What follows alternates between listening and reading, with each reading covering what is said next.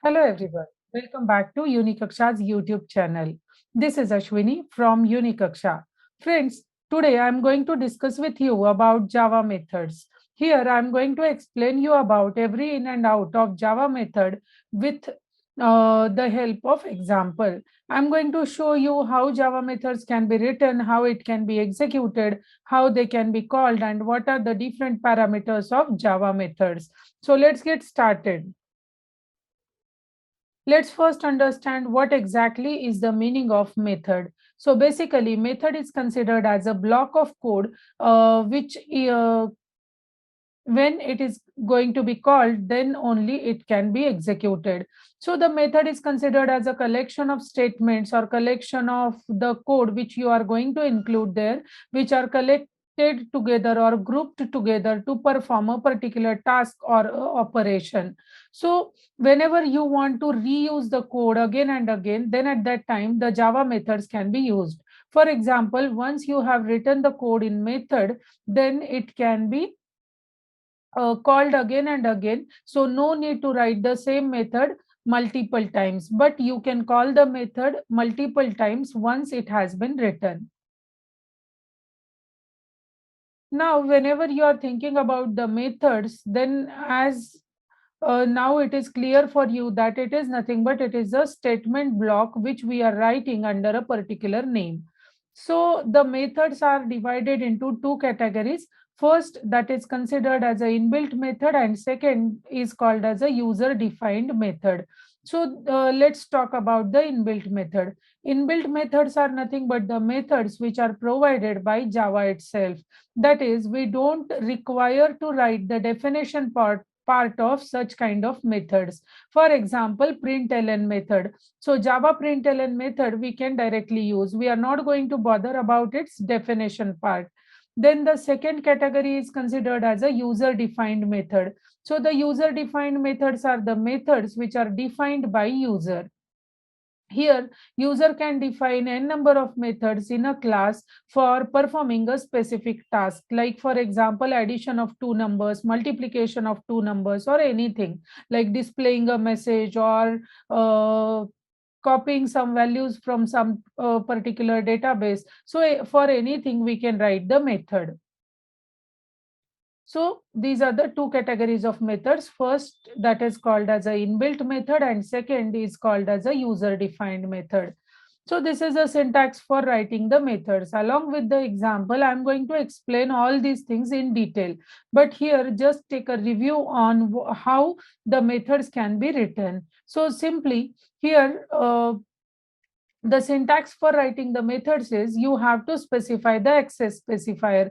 It can be public, it can be protected, it can be private, or it can be default. So here the access specifier must be included. Then second is return type. It can be again any data type, any return type, or it can be void. If your method is returning something to the program, then at that time you have to write the specific data type as a return type. If it is not returning anything, then it will be a void data type. Then next is a method name. So method name may be any name given to that method.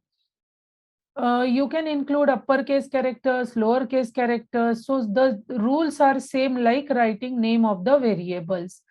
Then next is list of the parameters. Now parameters are nothing but the arguments which you are going to pass with that particular method. So here n number of parameters you can pass, or sometimes the method will not take any kind of parameters.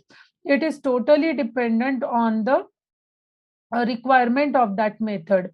Then next, inside the curly braces, whatever you will write, that is considered as a method body. So here you are going to write the executable statements. This is how the method can be written.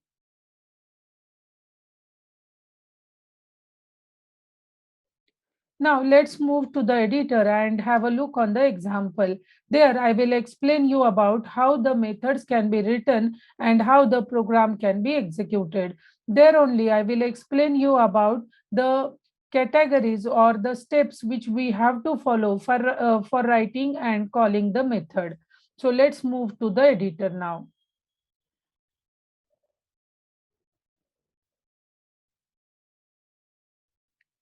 So in editor, you can use any editor for writing the Java programs. Like you can go with Eclipse, you can go with Notepad++, or other number of IDs are available in the market. So it is upon you that which kind of editor you are going to use. So here I am going to use Eclipse as well as Notepad++. So here today I have written the programs in Notepad++. So simply I have written a class that is a public class display message. Display message is the name of a class which I have given. Then inside that I have declared the method. Now whenever you want to use the methods, then three things you have to follow. The first thing, that is declaration of the method. Second thing, that is definition of the method. And third thing, that is method call. So declaring the method means you are just going to show the return type, name of the method, and parameter list which you want to pass inside that method. Then the next, that is definition part of the method. It means you are going to add the executable part, or you are going to write the definition of a particular method which you have already declared. Then the third thing, that is method call. It is nothing but you are calling that method in the main method, so that it will provide you the desired results. So here also I have written a method. Name of the method is display. So it is very simple method. I have used the access specifier, that is public. Then the keyword static we have used here. So then next is, if you are using the keyword static with the method, it means that there is no need for using any kind of object for calling that method. So here the method is a static method and its return type is void. It means this method is not going to return anything to the program. Then we have written the name of method, that is display, and no parameters we have passed with this method. So this particular display method is simply written to display a message, that is learning Java is fun. Now here we have called println method. So println is considered as a method, but it is a inbuilt method, whereas display is also a method, but it is a user defined method. So this is the difference. For user defined method, you have to write its definition part, you have to write its method signature, but in case of your inbuilt functions, no need to write all these things. You just have to call that method and use that method for your requirement, because this is the facility provided by Java. Now the next thing you have to do, that is calling the method. So in main method I have called display method. So no parameters I have passed, so no values I have to pass here. So simply the display method has been called. Now let's execute this program. So for that reason, here command line editor I have opened, and I am going to write javac and then name of the class, that is display message. So this is the name of class.java. So I have compiled this program. Now what I have to do is I have to run this program for displaying the output. So it should display the message, that is learning Java is fun on screen. Yes, so this is the result. It means the method we have written, this statement we have written in the display method, and display method we have called in main method. So when the program is getting executed, so it will call the display method. So the control will be transferred to the display method definition, and it will call this and it will execute it. This is how you can write the methods, simple methods in your program. Now the next thing we are going to see, that is the methods can be written in different ways. Like for example, method with no argument, no return value, method with argument with return value, method with argument but no return value. So these are the types of methods or the ways of writing methods. Now simply here what I have done is I have written another program for you to just show you about the second category of methods, like second way of writing the methods. Here we have written method with no return value and no arguments, that is no parameters we have passed with the method. Now let's have a look on the next program.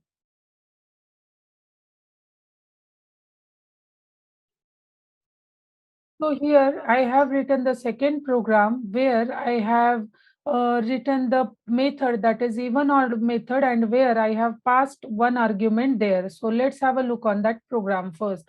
So here simply I have used calculate class and the scanner method for accepting the values from user. So I have created an object of scanner class here, and then by using that object, I am going to accept the value of num from user. So here, let's have a look on the definition part of even odd method. So even odd is a method which is not going to return anything, but it is going to accept the value or as an argument from the user. So here we are passing the argument here. So here the method is going to find out whether the entered number is even or odd. For that, the logic has been entered. The main part of this method is we are passing value or we are passing argument to the method. This is how you can write the method definition if you want to pass the argument. If your method is going to return something to the main method, then here instead of void, you have to write the specific data type. So this is the program.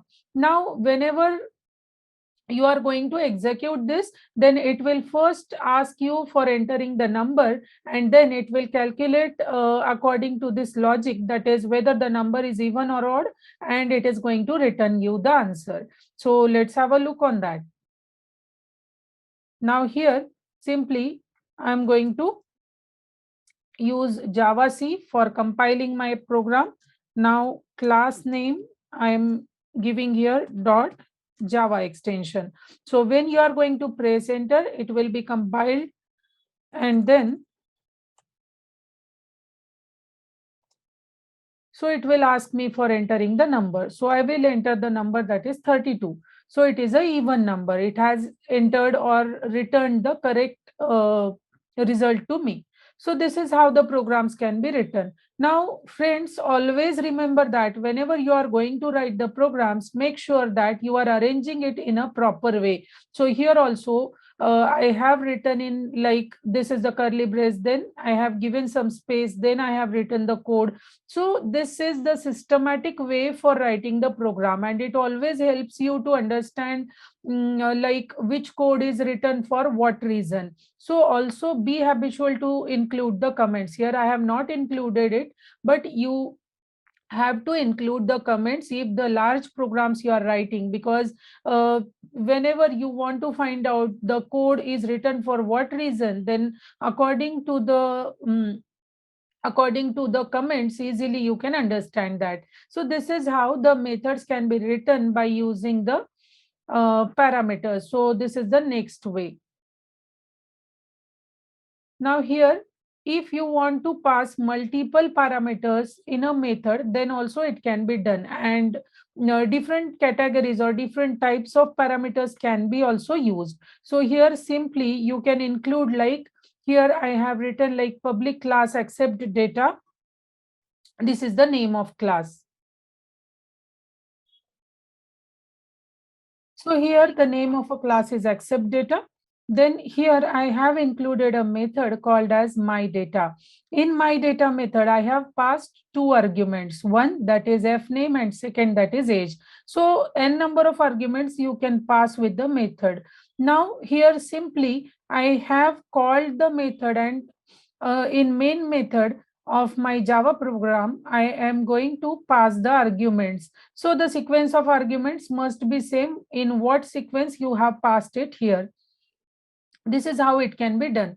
Now, when you are going to execute this, then these values will be passed to this particular method as an argument. And when you are going to execute this, then it will return the result as you want. So whenever I'm going to compile this program, then for example, same javac, then name of the class, accept data dot Java. So it will be compiled successfully. Then if I want to show the result, then I have to execute this. So here it has been displayed all the parameters, all the values, that is three values we have passed. Names are Amit, Nia and Ankur, and respectively we have passed the is for all these names. So it is going to be displayed in the way we have written in the println statement. So this is how you can pass multiple arguments to a single method. Now we will move to the next section and we will see what exactly is method overloading. So we will be back to the PPT now. Now, method overloading is also considered as an important factor of writing methods. So method overloading is also used for reusability of the method. Now, simply, it means that multiple methods have same name but with different parameters. So here, the name of methods will be same, but the signature, that is the parameters which we are passing and the return type of that method may be different. So that is what called as method overloading. Now, with the example again, we will try to understand what method overloading is. Friends, at Unikaksha, we always try to explain you the concepts along with the examples because it helps you a lot to understand what exactly is the way of writing that particular concept and applying that particular concept in Java. So here we always try to explain you along with the hands-on sessions. Now let's move the editor back and try to understand about the method overloading more.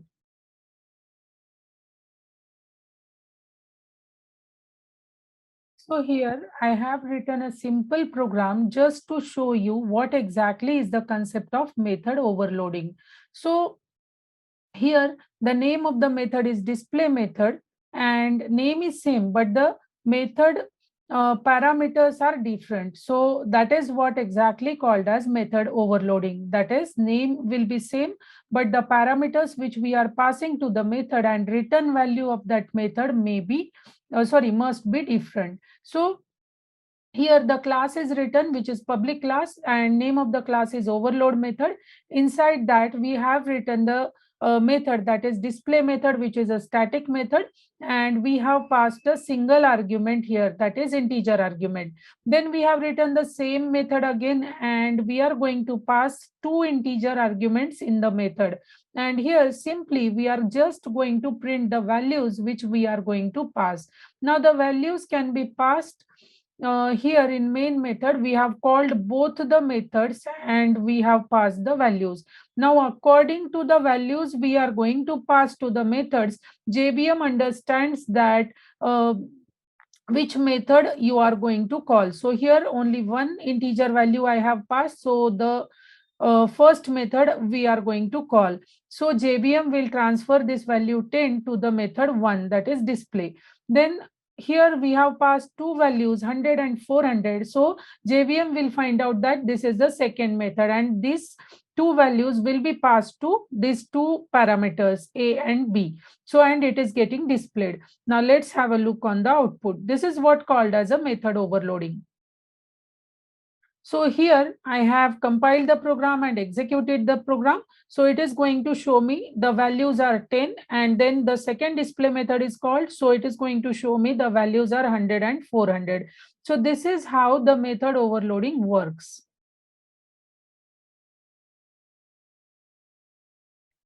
Friends, this is all about the Java methods. I hope you understood whatever I have explained along with the examples. So the concepts are like the methods are nothing but the containers where we are going to store the statement blocks. So here in today's session, we have learned about the inbuilt methods, user-defined methods, methods without argument, methods with argument, and then after we have learned about the method overloading. So along with the examples, I have tried to explain you about the way to write all these things. So I hope you enjoyed the session. For more such kind of videos, stay tuned with us at Unikaksha and don't forget to subscribe our channel. Till then, thank you so much.